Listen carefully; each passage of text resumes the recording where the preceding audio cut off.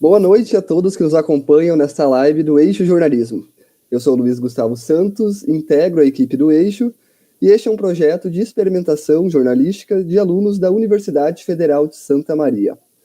Está aqui comigo hoje a nossa convidada para um bate-papo, a Kellen Medianeira Pozobon, psicóloga, mestranda em psicologia pela UFSM e também pesquisadora. Ela integra o projeto de pesquisa sobre um assunto do qual falaremos hoje: os impactos da pandemia de Covid-19 no cotidiano de adolescentes brasileiros em situação de vulnerabilidade social. Boa noite, Kellen, seja muito bem-vinda.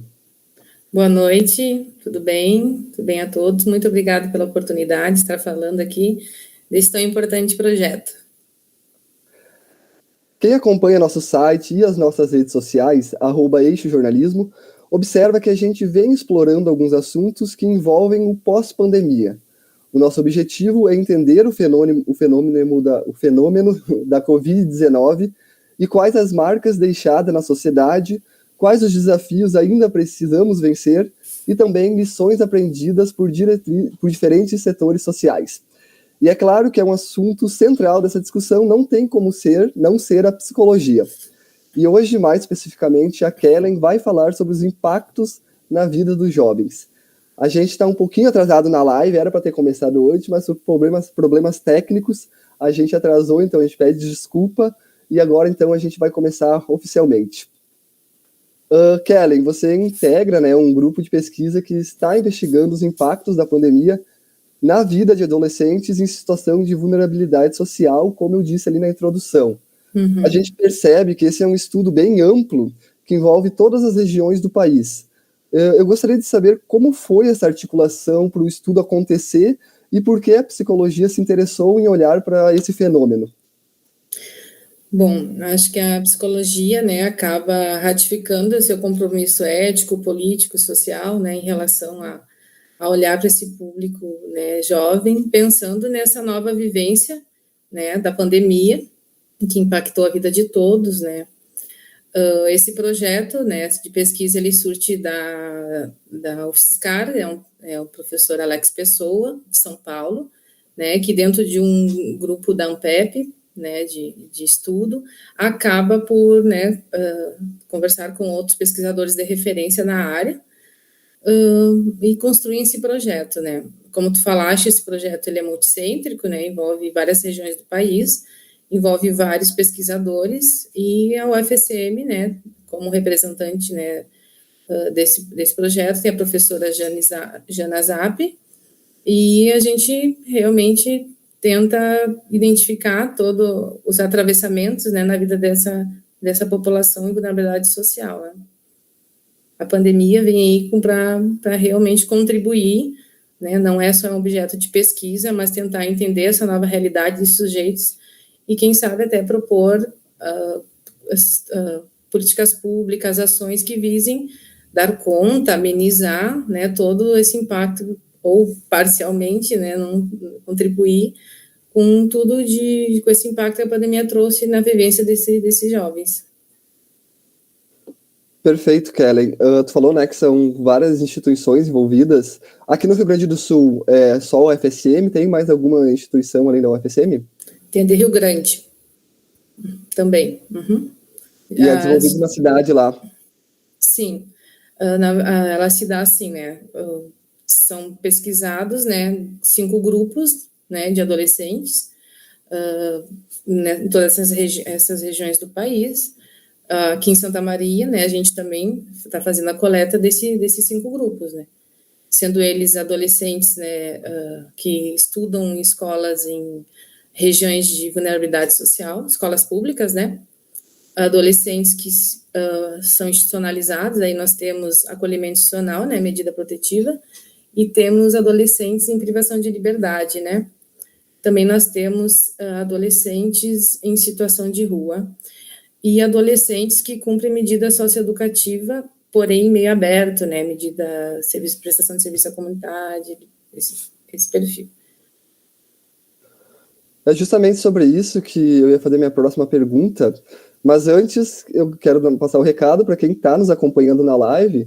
Manda sua pergunta, se tiver alguma dúvida sobre o estudo também pode mandar, E se tiver alguma experiência para contar, né, se você é um jovem, é mãe, pai ou um profissional da área, não deixa de interagir com a gente. Kellen, justamente sobre isso que tu falou, né, os grupos específicos de estudos, é um ponto bem interessante aqui do projeto, né, que ele chama atenção. Tu pode explicar por que esses 5 grupos, né, como que foi escolhido esses grupos?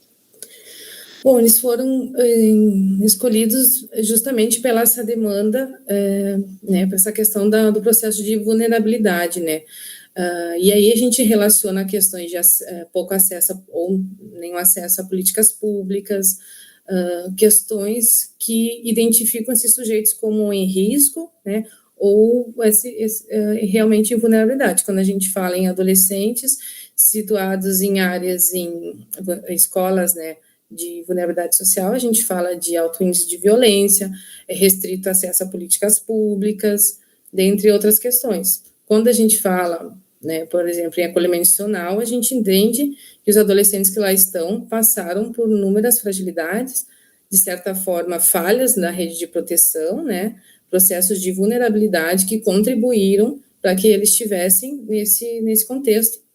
Também a gente utiliza disso para pensar a medida socioeducativa.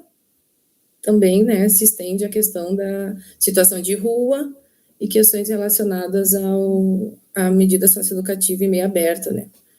A gente entende que existem inúmeros atravessamentos, falhas, né, processos de vulnerabilização que envolvem, claro, questões de ordem mais subjetiva, mas também questões de ordem social, né, que contribuíram, que foram falhas, a ponto desses sujeitos estarem nesses contextos, né, ou, claro, falando em adolescentes em escolas em zona de vulnerabilidade social, que lá existe um risco, né, para o desenvolvimento desses adolescentes. Perfeito, Kellen. E acho que é interessante algo que tu falou, né, que existem diversos atravessamentos. Cada grupo desses está exposto a determinadas vulnerabilidades, né, então cada grupo está dentro de uma situação específica, né, mas no fim das contas todos estão em situação de vulnerabilidade social. Isso.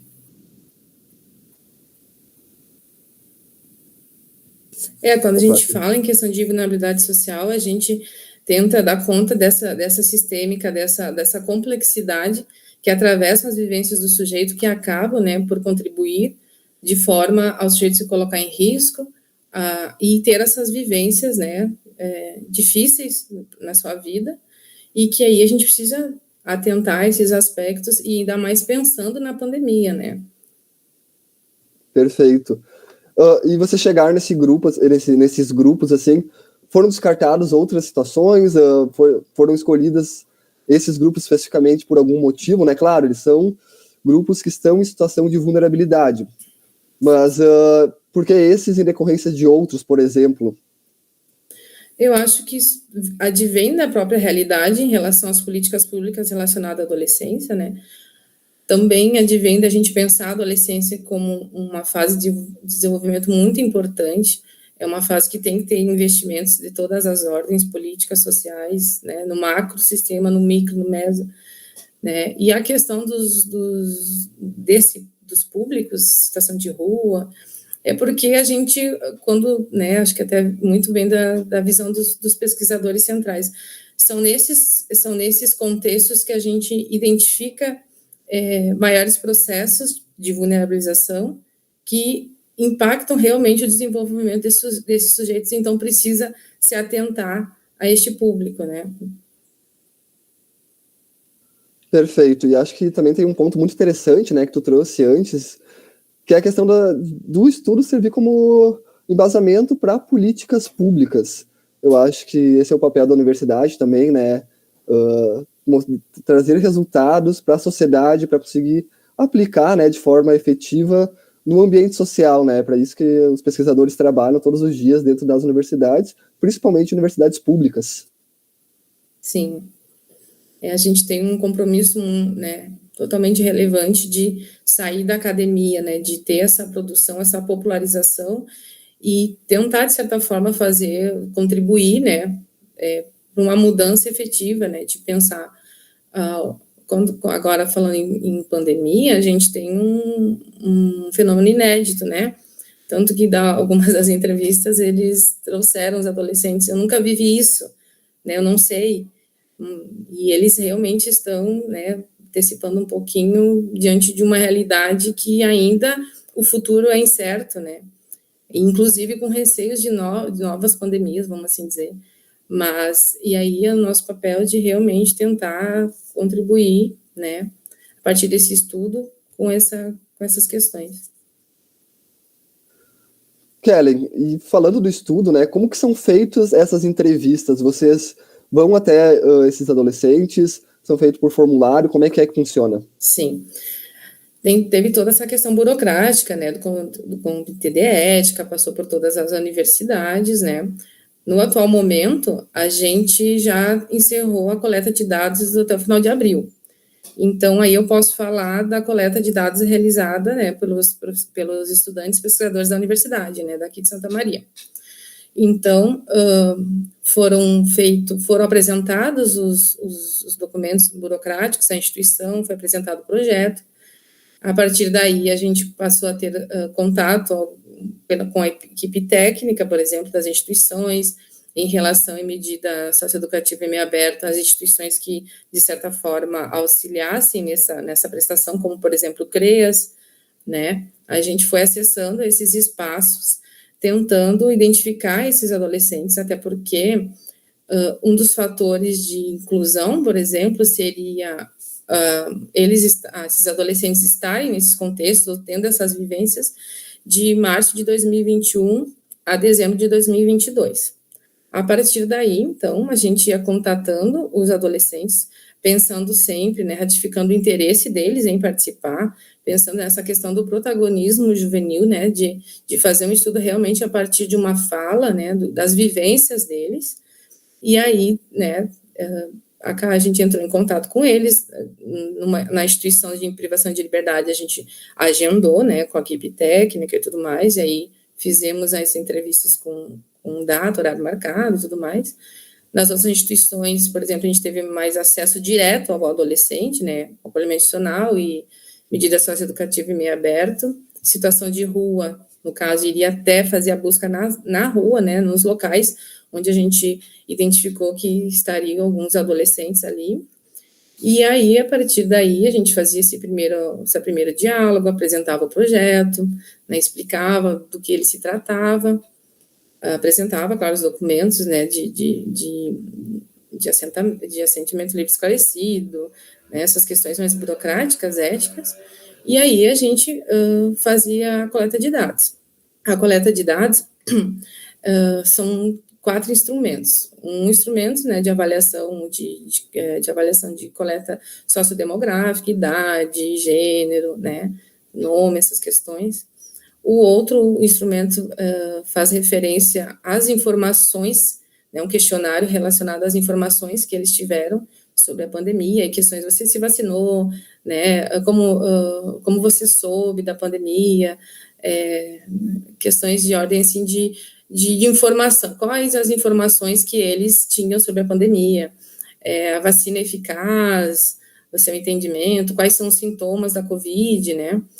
No outro instrumento é uma entrevista semi-estruturada, né, que a gente tinha como roteiro a questão, quais são as estratégias que você utilizou no enfrentamento à Covid, à pandemia, quais foram a sua rede de proteção, também algumas coisas relacionadas à perspectiva de futuro. E no quarto instrumento, realmente é um questionário relacionado daí, mais direcionado à perspectiva de futuro desses adolescentes. Então, agora a gente está analisando esses dados para construir, né, fazer realmente ter uma dimensão do que, como foi isso para esses adolescentes, como foi essa vivência. Perfeito. Eu sei, né, que vocês ainda estão numa etapa inicial no meio da pesquisa, mas já dá para indicar algum resultado? Você já tem alguma hipótese inicial que vocês conseguiram verificar que chamou bastante a atenção de vocês? De maneira bem geral, né, porque, claro, dependendo de cada projeto de pesquisa, vai ter de estudo, né, vai ter um funilamento, né, do objetivo, né, mas a gente percebe que realmente houve um impacto, né, de certa forma. a gente entende que houve fatores protetivos, né, que puderam, principalmente em relação ao contágio, né, a produção, o contágio da Covid, por exemplo, relacionado à questão da institucionalização, né, mas a gente também identificou de maneira bem geral que algumas dificuldades, né, principalmente relacionadas às políticas públicas, relacionadas ao cuidado com esse adolescente, principalmente a questão efetiva de uma informação que fizesse sentido para eles, né, que poderiam, né, ter, de certa forma, contribuído para uma vivência menos arriscada no sentido desde o contágio até da sua saúde mental, de pensar o futuro. Eu acho que ela surpreende, por um lado, no sentido também que a gente, por vezes, identifica um discurso de que a pandemia não teria mudado muito uma rotina, né? E aí a gente, né, vai partir para uma análise aí, bom, mas por quê? Né? E aí, do outro lado, a gente identifica realmente um adoecimento psíquico dos adolescentes, né? Uma sensação de insegurança, um temor, né? Questões que a gente vai aí aprofundando para tentar entender essa dinâmica, né? E que agora, nos próximos meses, até 2024, é a previsão do projeto, né? Isso deve aparecer. Isso. O primeiro estudo, né, faz referência a essa coleta, né, do impacto da pandemia a partir desses instrumentos que eu te falei. E o segundo estudo, né, vai trabalhar a partir desses dados uma capacitação dos profissionais que atuam com esses sujeitos, né, que daí se estende até 2024. Por enquanto, a gente está no primeiro estudo. Sim, perfeito. E é importante também falar, né, Kellen, que existem diferenças entre os grupos, né, obviamente, mas também existem diferenças de acordo com o lugar onde esse adolescente, né, onde esse jovem está inserido, a região do país, a cidade onde ele vive, se é no interior, se é numa capital, né? Então, as diferenças também são regionais. Uhum. Isso, quando a gente fala, um até dos teóricos muito utilizados é o Bronfenbrenner, né, que é um teórico que ele vai entender que a questão do desenvolvimento do sujeito se dá de forma sistêmica. Então, desde uma ordem microsistêmica, na qual é o sujeito, né, interação com os pares, de uma aproximação imediata, sabe, família, né, no caso aí temos a instituição ali desses adolescentes, desde a ordem macrosistêmica, com a influência das políticas públicas, da pandemia, né, das ações que foram realizadas, isolamento social, né, são todas essas sistêmicas que a gente acaba olhando, utilizando esse teórico para entender esse sujeito. Pensando assim, né, vai em conta do que tu falou, vai depender quais são os tipos, desde a rede de proteção utilizada, quais são os vínculos desse sujeito, né, quais são as políticas públicas, as ações, pensando na pandemia, efetivadas naquela cidade, né,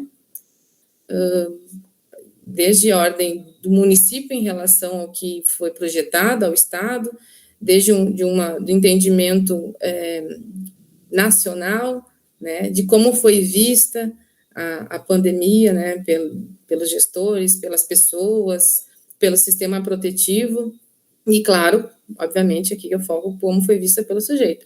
E aí o nosso entendimento é entender todos esses atravessamentos, olhando para esse sujeito, esses adolescentes, né? Perfeito, Kellen. E é muito importante, né, que dentro desse cenário, os gestores públicos, né, as políticas públicas sejam pensadas para esses sujeitos com essas questões específicas de cada um, né? É preciso que a sociedade entenda e é preciso que, principalmente, né, quem está à frente, né, na gestão das cidades, né, na gestão dos estados, compreenda que muitas vezes, né, somos um Brasil muito diverso. Sim. Nós temos aí um estatuto, né, da criança e adolescente, né, que vem com uma perspectiva de proteção integral, né, e aí a gente demanda o entendimento que existe uma proteção de responsabilidade social, né, de responsabilidade pública, né, de proteger esses sujeitos e investir neles, né, neles realmente no sentido de de proteção daquela fase e entender que todos os investimentos nesse sujeito previnem outras ações, né, de outros riscos que podem serem vivenciados à frente, né, por exemplo, envolvimento com tráfico, envolvimento com ir para o sistema carcerário, né, de maioridade, né, a partir dos 18 anos. Então, a gente precisa investir nesse sujeito enquanto pessoa, né, a gente tem que olhar para esse adolescente enquanto pessoa, mas a gente também tem uma responsabilidade social, né, de ter em vista aí uma sociedade mais boa de se viver, de adequada, funcional, né, para todos. E aí a gente realmente entre os agentes públicos, né, e a gente tem que, a partir desse estudo, trazer isso numa dinâmica coletiva para realmente a gente pensar desde uma ordem mais microsistêmica a uma ordem macrosistêmica que a gente pode contribuir, né, na vivência desses sujeitos. Perfeito, Kellen. Eu imagino, né, que para você seja um desafio falar sobre pandemia de Covid-19 agora em 2023. É muito difícil, né? As pessoas parece que já superaram, né? Não querem mais ouvir falar, mas é necessário, óbvio. E nesse sentido, o que faz a psicologia se interessar em olhar para as situações dos jovens nesse cenário? Acho que é um pouquinho do que eu falei já no início, né? Da gente entender que a adolescência é uma oportunidade a gente ainda mais investir no sujeito, né? Prevenir processos de vulnerabilizações maiores. De a gente entender que a pandemia foi um fenômeno realmente atípico para todos nós, e nós pensarmos nos adolescentes com processos históricos de vulnerabilização das suas vivências, atravessados por vários aspectos relacionados às deficiências das políticas públicas, né, dificuldades nas relações vinculares. Eu acho que quando a gente olha, sempre a gente, na verdade, a psicologia sempre, né, é um dos públicos que a gente gosta de olhar, né, especialmente eu, é a questão da adolescência. Então, olhar para esse fenômeno, né, da adolescência em relação à pandemia é um novo estudo, é uma situação nunca mais vivenciada. Então, nós temos que, ainda mais agora, ter esse compromisso, né, justamente de promover, né, práticas de saúde mental, promover ações de ordem coletiva pública que deem conta um pouco, né, do que foi o impacto dessa pandemia para esses adolescentes, né. E como tu falou, né, realmente essa questão do pós-pandemia, né, nós tivemos um pouco de dificuldade, inclusive nas coletas de dados, por a gente estar já no final, que a coleta se deu final do semestre passado. Então, a gente teve essa dificuldade realmente em relação, vão estar na pandemia, não estar na pandemia, né, mesmo que recentemente a OMS colocou o encerramento da pandemia, né, mas as pessoas já tinham esse entendimento, né, e até os adolescentes nós tínhamos que trazer 2021, 2022, né, como é que foi para você, né, mas realmente é uma questão que a gente está vivenciando o impacto dessa pandemia, e a gente não sabe até quando isso vai se estender. Kellen, eu sei, né, que a tua pesquisa ela ainda está numa etapa inicial, mas já projetando lá na frente, né, já pensando, fazendo de uma maneira mais reflexiva, quem são os principais agentes sociais que devem estar envolvidos para atuar nesse contexto pós-pandemia? Eu digo no sentido profissionais, né, enfim.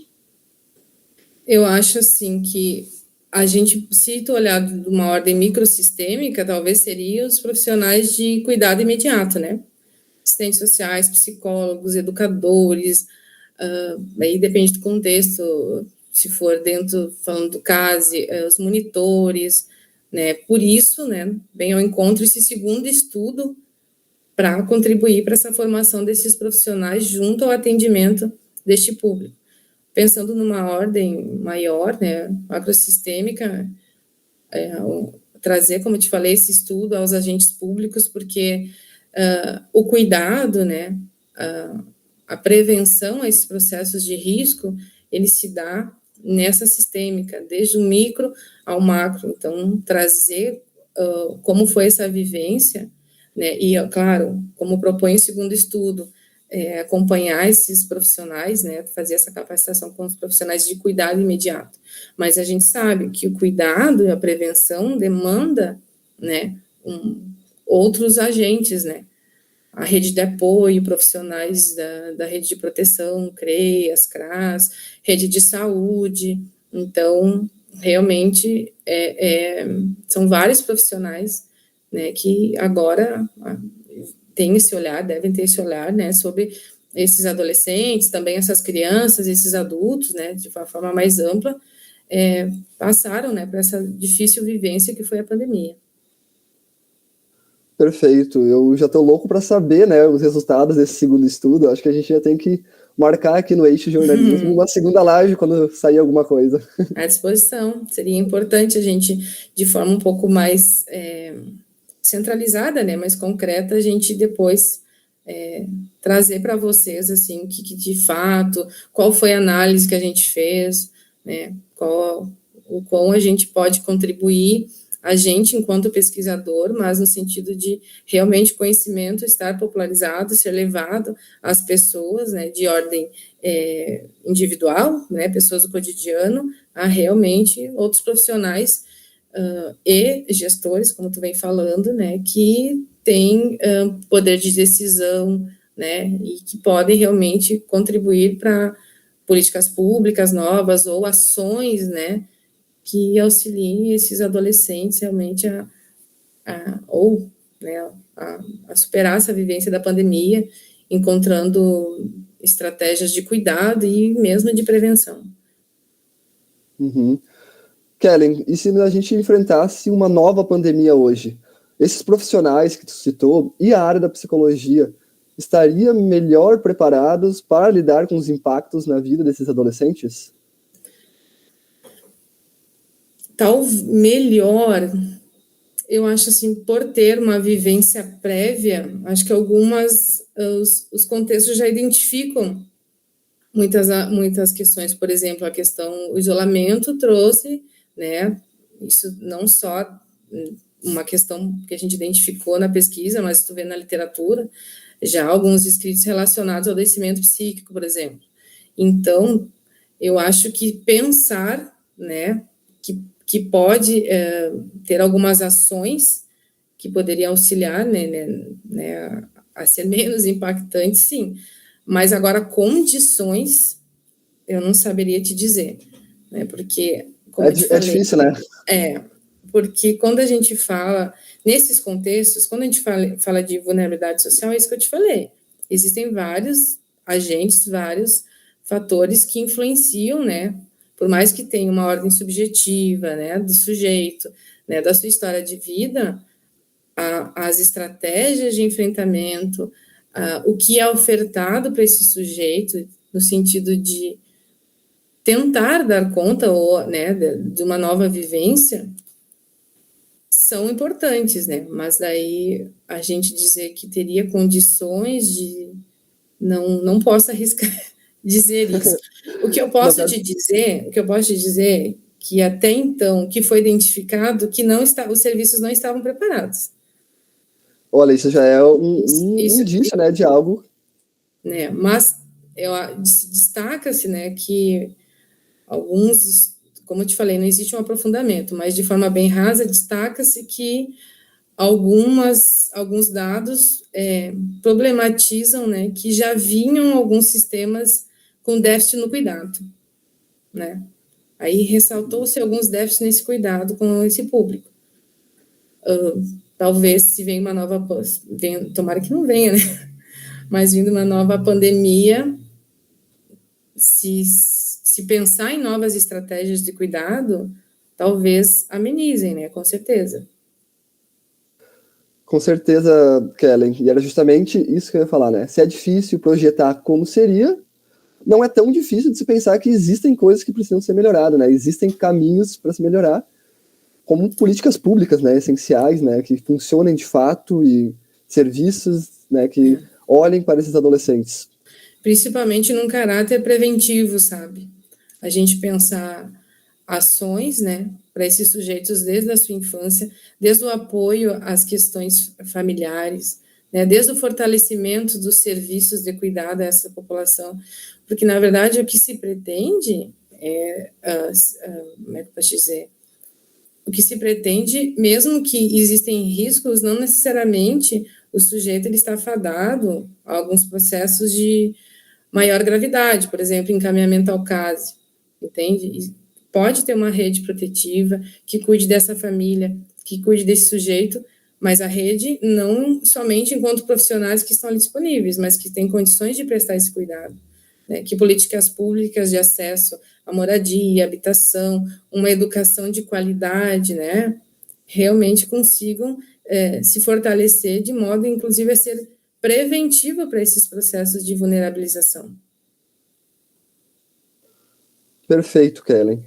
Estamos nos encaminhando, né, para o fim desse bate-papo, então eu agradeço a todos que acompanharam a live do Eixo Jornalismo.